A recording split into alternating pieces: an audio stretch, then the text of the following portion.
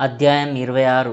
మరియు సేనేజు ఈ మాటలన్నింటినీ తీసుకుని ఒక పుస్తకంలో రాసి రక్షకుడైన ఎలోహిం యాహ్వే ముందు చదివినప్పుడు ఎలోహిం అతనితో ఇలా అన్నాడు, మనుషులను తీసుకోండి. మరియు సేనేజు ఇలా అన్నాడు, ఈ విలువైన రాళ్లను కూడా మనం అగ్నితో కాల్చాలా, లేదా వాటిని నీకు పవిత్రం చేయాలా, ఎందుకంటే మనలో వాటికి సమానమైనవి ఏవీ లేవు. మరియు దేవుడు అతనితో ఇలా అన్నాడు, దేవుడు తన పేరు మీద శాపగ్రస్తమైన వాటిలో దేనినైనా స్వీకరించినట్లయితే మనిషి ఏమి చేయాలి? కాబట్టి ఇప్పుడు ఈ విలువైన రాళ్లను మరియు దొరికినవన్నీ పుస్తకాలను మరియు మనుషులను తీసుకోండి. మరియు మీరు ఆ మనుషులతో అలా చేసినప్పుడు ఈ రాళ్లను పుస్తకాలతో వేరు చేయండి, ఎందుకంటే అగ్ని వాటిని కాల్చడానికి పనికిరాదు. తర్వాత మీరు వాటిని ఎలా నాశనం చేయాలో నేను మీకు చూపిస్తాను. కానీ ఆ మనుషులను మరియు దొరికినవన్నీ మీరు అగ్నితో కాల్చాలి. మరియు మీరు ప్రజలందరినీ సమావేశపరిచి వారితో ఇలా చెప్పాలి, తన దేవుని నుండి దూరంగా ఉన్న ప్రతి ఒక్కరికి ఇలా జరుగుతుంది. ఆ అగ్ని ఆ మనుషులను దహించినప్పుడు అగ్నితో కాల్చలేని, ఇనుముతో కత్తిరించలేని, నీటితో తుడిచివేయలేని ఆ గ్రంథములు మరియు విలువైన రాళ్ళు వాటిని కొత్త బలిపీఠం పక్కన ఉన్న పర్వతం పైన వేస్తాయి.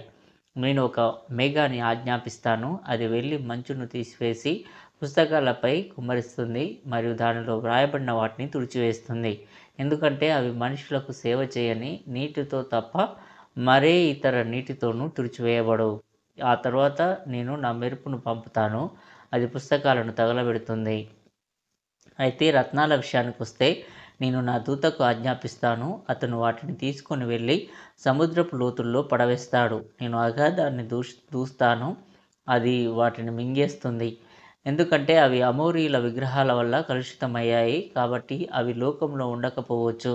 మరియు నేను మరొక దూతకు ఆజ్ఞాపిస్తాను, మరియు అతను ఈ 7 రాళ్ళు ఎక్కడి నుండి తీసుకోబడ్డాయో ఆ స్థలం నుండి నా కోసం 12 రాళ్ళు తీసుకుంటాను. మరియు మీరు వాటిని పర్వతం పైభాగంలో కనుగొన్నప్పుడు వాటిని తీసుకొని అరణ్యంలో మోషే ఉంచిన 12 రాళ్లకు ఎదురుగా ఉన్న భుజం మీద ఉంచండి. మరియు వాటిని 12 గోత్రాల ప్రకారం రొమ్ము పలకలో ప్రతిష్ఠించండి. మరియు నేను ఏ గోత్రానికి ఏ రాయిని ఉంచాలో నాకు ఎలా తెలుస్తుంది అని చెప్పకండి. ఇదిగో ఆ రాయి పేరుకు అనుగుణంగా ఆ గోత్రం పేరును నేను మీకు చెప్తాను. మరియు మీరు ఒకటి మరియు మరొకటి చెక్కబడి ఉన్నట్లు కనుగొంటారు.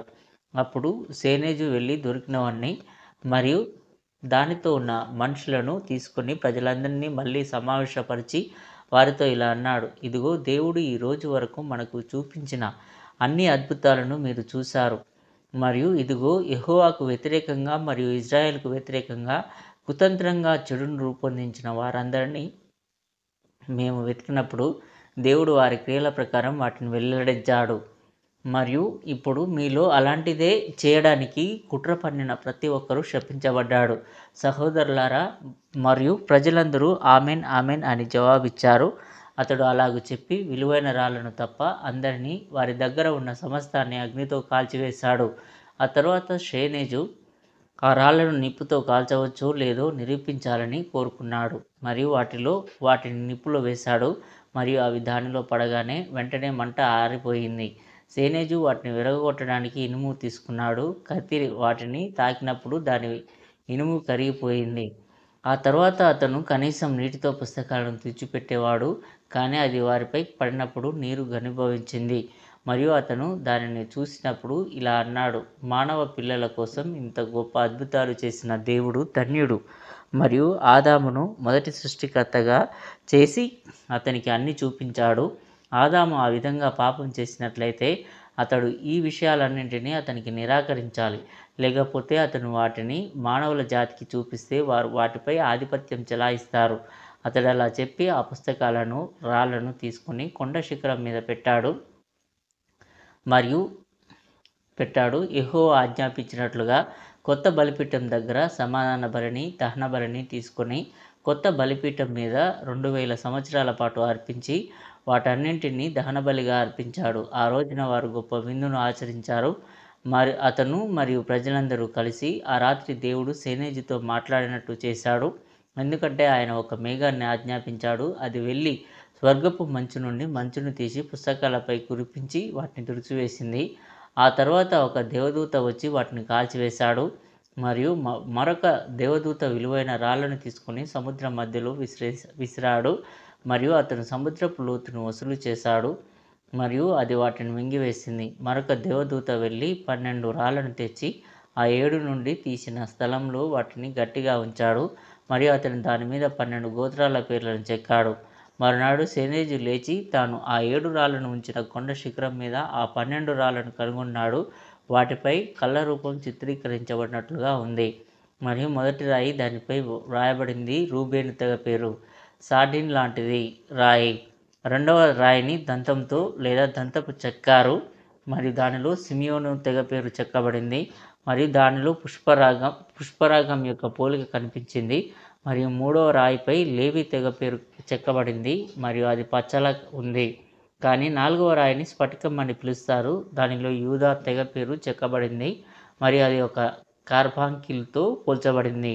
5వ రాయి ఆకుపచ్చగా ఉంది మరియు దానిపై ఇస్సాకారు తెగ పేరు చెక్కబడింది మరియు దానిపై నీలమణి రాయి రంగు చెక్కబడింది. మరియు 6వ రాయి యొక్క చెక్కడం వివిధ గుర్తులతో చెక్కబడినట్లుగా ఉంది లేదా క్రిసోప్రెస్ లాగా. మరియు దానిపై జబ్లోను తెగ వ్రాయబడింది మరియు జాస్పర్ రాయి దానితో పోల్చబడింది. 7వ రాయి నుండి చెక్కబడిన శిల్పం ప్రకాశిస్తూ లోతైన నీటిని కప్పి ఉంచినట్లుగా దాని లోపల కనిపించింది మరియు దానిలో దాను గోత్రం పేరు వ్రాయబడింది. ఆ రాయి ఒక లిగర్ లాంటిది. కానీ 8వ రాయి మొండిగా తొలగించబడింది మరియు దానిలో నెప్తాలిం గోత్రం పేరు వ్రాయబడింది మరియు అది అమెతిస్ట్ లాగా ఉంది. మరియు 9వ రాయి ఆ చెక్కడం ఓపీర్ పర్వతం నుండి వచ్చింది. అందులో గాదు గోత్రం అని వ్రాయబడింది మరియు ఒక ఆగేట్ రాయి దానికి పోల్చబడింది. 10వ రాయి నుండి చెక్కడం గూడుగా చేయబడింది. ఇది తేమాన్ రాయి లాంటిది మరియు ఆసేరు గోత్రం అని వ్రాయబడింది మరియు ఒక క్రిసోలైట్ దానికి పోల్చబడింది. 11వ రాయి లెబానా నుండి ఎన్నికైన రాయి, దానిపై యోసేపు గోత్రం పేరు వ్రాయబడింది మరియు ఒక బెరిల్ దానికి పోల్చబడింది. మరియు 12వ రాయి సియోను ఎత్తు నుండి తొలగించబడింది లేదా క్వారీ, దానిపై బెంజమిన్ గోత్రం రాయబడింది మరియు ఒనిక్స్ రాయి దానితో పోల్చబడింది. మరి దేవుడు సేనేజుతో ఈ రాళ్లను తీసుకుని యెహోవా నిబంధన మందసంలోను హోరేబులో నేను మోషేకు ఇచ్చిన నిబంధన పలకలలోను పెట్టుము. యావేలు లేచి వరకు అవి వాటితో కూడా ఉండును. నా నామమున ఒక మందిరమును కట్టించుము. అప్పుడు ఆయన వాటిని 2 కెరూబుల మీద నా ఎదుట నిలుపును. అవి ఇజ్రాయేల్ ఇంటి వారి జ్ఞాపకార్థంగా నా సన్నిధిలో ఉండును. నా ప్రజల పాపములు పరిహరింపబడి వారి శత్రువులు వారి ఇంటిని స్వాధీనపరచుకున్నప్పుడు నేను ఈ రాళ్లను మరియు మునుపటి వాటిని బల్లలతో సహా తీసుకొని ఆదిలో అవి ఎక్కడి నుండి తేబడ్డాయో ఆ స్థలంలో ఉంచుతాను. నేను లోకాన్ని జ్ఞాపకం చేసుకుని భూమి మీద నివసించు వారిని సందర్శించే వరకు అవి అక్కడే ఉంటాయి. అప్పుడు నేను వారిని మరియు వారి కంటే మంచి వారిని కంటికి కనబడని ఆ స్థలము నుండి తీసుకొని వచ్చేదను. చెవి వినబడలేదు, లోపలికి రాలేదు, మానవ హృదయం అలాంటిది జరిగే వరకు లోకానికి మరియు నీతిమంతులకు సూర్యుని కాంతి లేదా చంద్రుని ప్రకాశం అవసరం ఉండదు, ఎందుకంటే విలువైన రాళ్ళ కాంతి వారి వెలుగు అవుతుంది. అప్పుడు సేనేజు లేచి ఇలా అన్నాడు, దేవుడు మానవులకు ఎన్ని మంచి పనులు చేశాడో చూడండి. మరియు వారి పాపాల కారణంగా వాటన్నింటినీ కోల్పోయారు. మరియు ఇప్పుడు నాకు తెలుసు, ఈరోజు మానవ జాతి బలహీనంగా ఉందని మరియు వారి జీవితం ఏమీగా పరిగణించబడదని. మరియు అతను ఇలా చెబుతూ వాటిని ఉంచిన స్థలం నుండి రాళ్లను తీసుకున్నాడు. మరియు అతను వాటిని తీసుకున్నప్పుడు సూర్యుని కాంతి వాటిపై కురిపించబడింది మరియు భూమి వాటి కాంతితో ప్రకాశించింది. మరియు సేనేజు తనకు ఆజ్ఞాపించినట్లుగా వాటిని ప్రభువు నిబంధన మందసంలో ఉంచాడు మరియు అవి నేటి వరకు ఉన్నాయి. అధసూచీలు, సూపర్ పోనెంట్స్, ఇది పాత లాటిన్ భాష అయిన లెవ్ మొదలైన వాటిలో వర్జ్బర్గ్, పాలింప్ సెప్టులో ఉపయోగించిన పదం. లియోన్స్, పెంటాట్యూచ్లో ఇనోపెనెన్స్లు ఉన్నాయి. రాళ్ల క్రమం నిర్గమకాండం 28:17 చదరపు అడుగులతో ఏకీభవిస్తుంది ఇక్కడ. మరియు అగేట్ మరియు అమెతిస్ట్ స్థానభ్రంశం చెందాయి మరియు హిబ్రూలో కార్బాంకిల్ పచ్చకు ముందు ఉంటుంది. జాబితా యొక్క సూత్రం ఏమిటంటే ప్రతి కొత్త రాళ్లను బ్రెస్ట్ ప్లేట్లో ఇప్పటికే ఉన్న రాయితో పోల్చాలి. మనం పేజీ 156కి ఎదురుగా ఉంచాలి లేదా దీనికి అనుగుణంగా ఉండాలి అని అనువాదించాలా అని అనిపిస్తుంది. కానీ కొత్త రాళ్ళు అతీంద్రియమైనవి కాబట్టి నియమం ప్రకారం వాటి స్వంత పేర్లు లేవు. గుచ్చబడింది. నేను టెర్రెబ్రాట్ చదివాను. సియోను ఎత్తు నుండి చెక్కబడింది. మళ్ళీ నేను యొక్క ఎక్సెసియోన్ కంటే యొక్క పట్టణాన్ని ఎక్సెలోస్ సియోనును ఇష్టపడతాను. జాహేల్ తలెత్తే వరకు అనేది దాన్ని పారాఫ్రేజ్లో సొలొమోనును ప్రత్యామ్నాయం చేస్తుంది మరియు నిస్సందేహంగా సొలొమోనును ఉద్దేశించబడింది. కానీ ఈ పేరు అతనికి వర్తించబడిన మరే ఇతర ఉదాహరణను లేదా దానికి ఏ కారణాన్ని నేను కనుగొనలేకపోయాను. న్యాయాధిపతులు అంటే గజెల్, జాయెల్, మోషే యొక్క గ్రీకు అపోకులు దేవుని పేరు ఏల్గా కూడా కనుగొనబడింది. ఇక్కడ కూడా మనకు సహాయం చేయదు. ఇది జెడిడియా యొక్క గ్రీక్ రూపమైన యొక్క వికృతి కాకపోవచ్చు. కన్ను చూడని, చెవి వినని, మానవ హృదయంలోకి రాని ప్రదేశం నుండి ఇది యెషయా 64:4, 65:16, 65:17 నుండి వచ్చిన పదబంధాల కలయిక. దీనిని సెయింట్ పాల్ 1 కొరింథీ 2:9లో ఈ రూపంలో ఉటంకించారు.